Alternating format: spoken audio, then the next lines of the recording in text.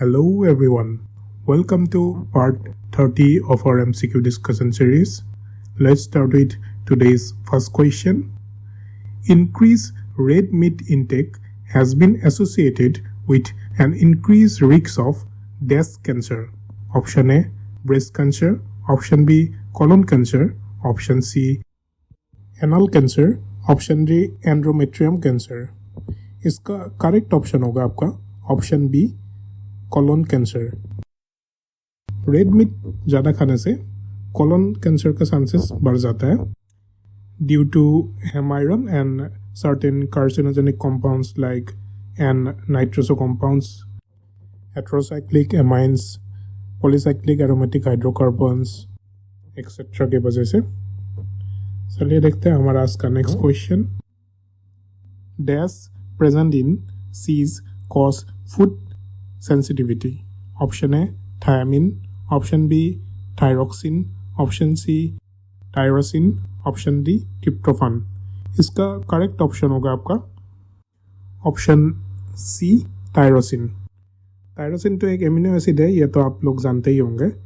Tyrosine actually involved in production of neurotransmitter like dopamine, which can affect body's response to allergens and trigger histamine release, leading to sensitivity. जिसकी वजह से food allergy हो जाता है. किसी किसी का सी फूड से फूड एलर्जी होता है, किसी किसी का सी से एलर्जी हो सकता है. Individuals with metabolic disorders like phenylketonuria, tyrosinemia, alkaptonuria, etc. may have difficulty in processing tyrosine, which can lead to sensitivity and all. Let's move to our next question. Foods with a high liquid content should be used in a oral cancer patient diet because option A, salivary secretion is affected. Option B, there is a loss of taste. Option C, there is a loss of weight. Option D, there is fluid retention. इसका correct option होगा आपका option A salivary secretion is affected. Oral cancer patient में generally salivary gland defects देखा जाता है. In many cases salivary gland में completely damaged, तो इसीलिए ओरल कैंसर पेशेंट को हम food with high liquid content provide करते हैं ताकि पेशेंट फूड को इजीली स्वेलो कर पाए. तो चलिए देखते हैं आज का हमारा next question. Infant mortality rate in India as of. Question में एक्चुअली 2008 का डाटा पूछा गया था, लेकिन अभी तो 2008 का डाटा देख के कोई फ़ायदा नहीं है, तो मैंने यहाँ पे रिसेंट डाटा के अकॉर्डिंग ये ऑप्शन सेट किया है. तो ये 2021 के अकॉर्डिंग आपका कौन सा ऑप्शन करेक्ट होगा. ऑप्शन दिया गया है option A 50, option B 27, option C 35, option D 58. तो इसका करेक्ट ऑप्शन होगा 27. ऐसा डाटा का आप लोग ध्यान रखिएगा, एग्जाम में ये पूछा जा सकता है. IMR अभी इंडिया में 27 है. 2005 में ये 58 था पर 1000 लाइव बर्ड्स. ये भी पूछा जा सकता है. IMR हम पर 1000 लाइव बर्ड्स के हिसाब से रिप्रेजेंट करते हैं और MMR मटरनल मोर्टेलिटी रेट आपका अभी 97 है. ये 2018 टू 2020 का डाटा है, यही लेटेस्ट डाटा है. इसके बाद डाटा निकला ही नहीं है. और मटरनल मोर्टेलिटी रेट हम पर लाख के हिसाब से, पर लाख लाइव बर्ड्स के हिसाब से कैलकुलेट करते हैं. तो चलिए देखते हैं हमारा आज का नेक्स्ट क्वेश्चन. ये मैनेजमेंट से रिलेटेड क्वेश्चन है. ऐसा क्वेश्चन 2019 में भी पूछा गया था.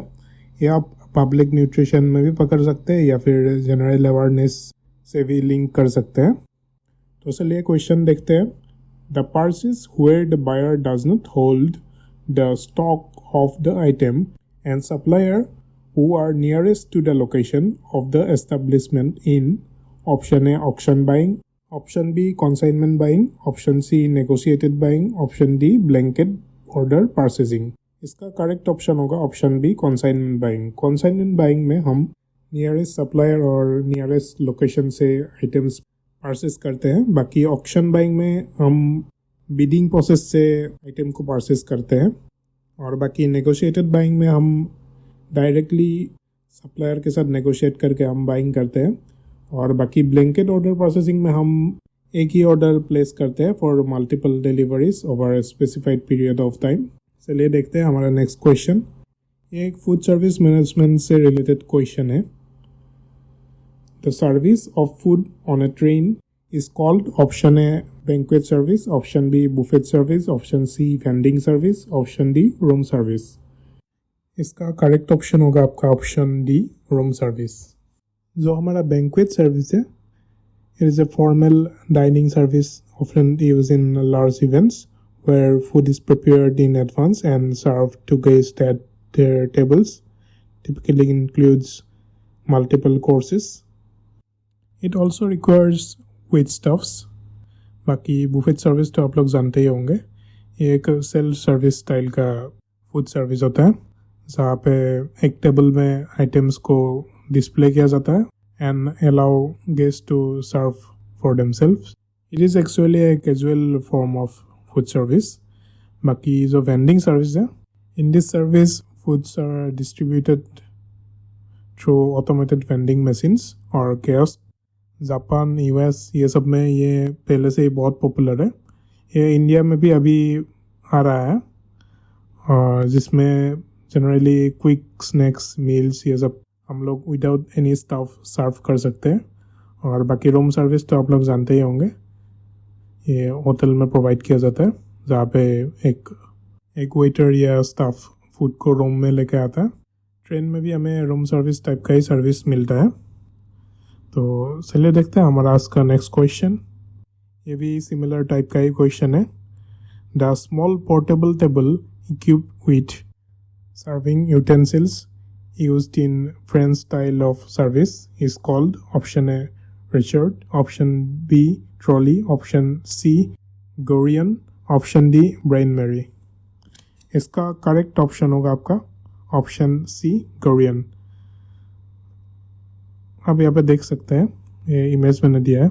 एक ऐसा स्मॉल टेबल होता है जहाँ पे वेटर फूड और यूटेंसिल्स को मेन टेबल के सामने लेके आता है और फूड को सर्व करता है। बाकी ये रूम सर्विस का भी फ़ोटो दिया है, ट्रे सर्विस का भी फ़ोटो दिया है, ये लाउंज सर्विस का भी फ़ोटो आप देख सकते हैं। तो चलिए देखते हैं हमारा नेक्स्ट क्वेश्चन। ये भी एक मैनेजमेंट से रिलेटेड क्वेश्चन है। This is a continuous process by which a manager scrutinizes the past performance and review its applicability and forecast future trends. Option A organizing, option B planning, option C actuating, option D control। इसका correct option होगा option B planning. यहाँ पे आप management का functions देख सकते हैं। Management का फंक्शन होता है planning, organising, staffing, directing and controlling. ये यूजीसी नेट ये सब में बहुत ही कॉमनली पूछा जाता है।